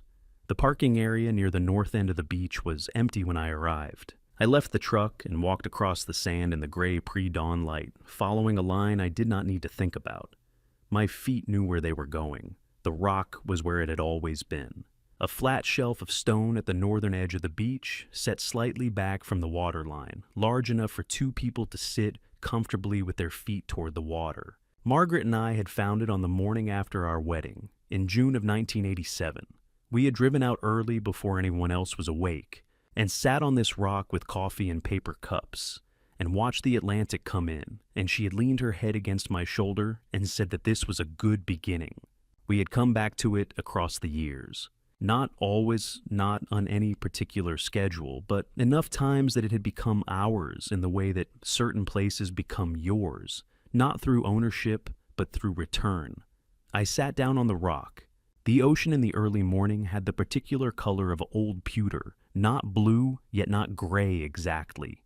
Something in between that changes as the light builds. The waves came in at their own pace, indifferent to the calendar, indifferent to the fact that today was the Saturday that had been circled on a planning document somewhere for the better part of a year, the day that was supposed to be Preston's wedding day. I did not check my phone. I did not think about the Savannah PD investigation and how many weeks it had left to run. I did not think about the cease and desist letter that had been delivered, or the response Theodore was waiting on, or the call I would need to make to him early next week. I did not think about Brittany or the law firm in Columbia, or the file sitting in Theo's cabinet with Eleanor Marsh's attorney's signature on the cover page. All of that existed. All of it would require attention and time. But not on this rock on this morning. I sat and listened to the water. At some point I did not track when I began to think about 63 years. Not in a deliberate way, not reconstructing a timeline, but the way memory works when you stop trying to direct it and let it move on its own. A boy growing up in a house where money was something other people had, and you worked for what you needed, and you did not complain about the distance between the two. A young man with a truck and a license and a set of skills he had built by watching other people, who knew more than he did, and asking questions until they stopped being strangers. A woman who looked at that young man in the parking lot of a hardware store on a Thursday afternoon in 1985 and said something that made him laugh, and whom he could not stop thinking about afterward. 38 years of marriage, the building of something, a company, a home, a life that had more in it than he had any right to expect when he started. The years of plenty and the years of difficulty and the long middle stretch where the two were indistinguishable from each other, because that is what a life actually is, as opposed to what you imagine it will be when you are young enough to imagine it cleanly. The years at the end when the woman who had made all of it make sense was leaving in the slow way that is somehow harder than a sudden leaving, and he was there for all of it, and he did not look away. I had not been a perfect man in any of those years, not as a husband, not as a father, not as an employer, or a contractor, or a neighbor, or a friend. I had been too hard in some places and too yielding in others. I had given where I should have held back and held back where I should have given. I had confused building things with loving people often enough that it had cost me something I could not fully calculate. But I had not stopped trying. In 63 years, I had not once stopped trying. I reached into the pocket of my jacket. The check was still there, folded once along the center, the way I had placed it the night of the rehearsal dinner. $78,500 written in my handwriting, signed with my name. I had carried it through the worst 5 days of my adult life without spending it, without losing it, without knowing quite what to do with it. I unfolded it and held it flat in both hands. The light had shifted while I was sitting. The pewter had given way to something warmer. The first real color of the morning, arriving at the horizon, the way Savannah mornings arrive, as all without announcement. The water had gone from gray to the faint green blue of early light on the Atlantic. I looked at the check for a long moment. Then I tore it in half. And then in half again and again, until what I was holding was a small collection of pieces that no longer resembled what they had been.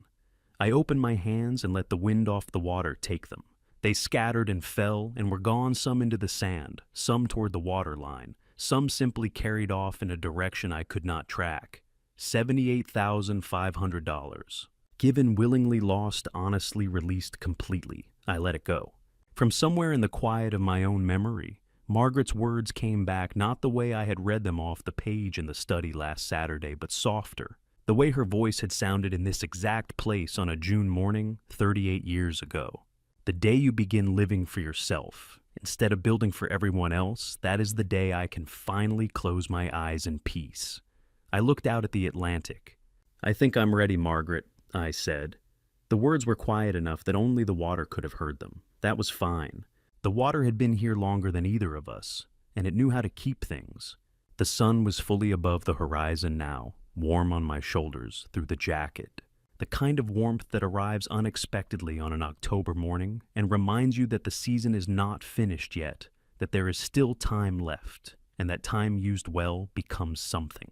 I stood up, brushed the sand from my jacket. I did not know what the road ahead looked like. Preston and I had a long way to go, or perhaps we did not. That was his to decide as much as mine.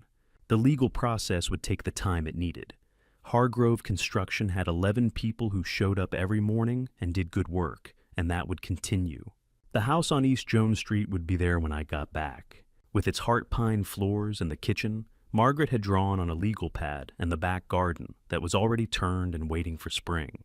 And I, for the first time in longer than I could honestly say, was genuinely curious about what came next. Not anxious, not braced for impact, curious, willing. Open to whatever the next chapter turned out to be. I walked back across the sand toward the parking area, the Atlantic behind me, the morning ahead. Looking back now, I see a man who confused giving everything with loving well. I built houses for strangers and wrote checks for my son and told myself that was enough. It wasn't. Don't make my mistake. Don't wait until someone has taken everything before you ask yourself what you actually value. That's the hardest lesson in this dad revenge story, and I wish it hadn't cost so much to learn. If I could say one thing to every father watching this, the most important thing you will ever construct cannot be framed, measured, or invoiced. It is the kind of man your son sees when he looks at you. Build that first. Build that every single day. I'm not a perfect man. I never was. But I believe, and this is where I have to trust in God's design, because some things are simply beyond what a man can engineer on his own, that the pain in this family story was not without purpose. It stripped away what was false and left what was real. This wasn't just a dad revenge story. It was a story about a man finally learning to receive instead of only give. About understanding that protecting your legacy means protecting yourself first. If you've stayed this far, thank you. This family story was never easy to tell. For everyone who saw themselves somewhere in this dad revenge journey, you are not alone, and it is not too late. Thank you for walking this road with me all the way to the end. Drop a comment and tell me what would you have done in Alexander's position. I genuinely want to hear your perspective. If this story moved you, consider subscribing so you don't miss what comes next. Quick note, while inspired by real human experiences and social themes, some elements have been dramatized for storytelling purposes. If this type of content isn't your preference, feel free to explore other videos that suit you better.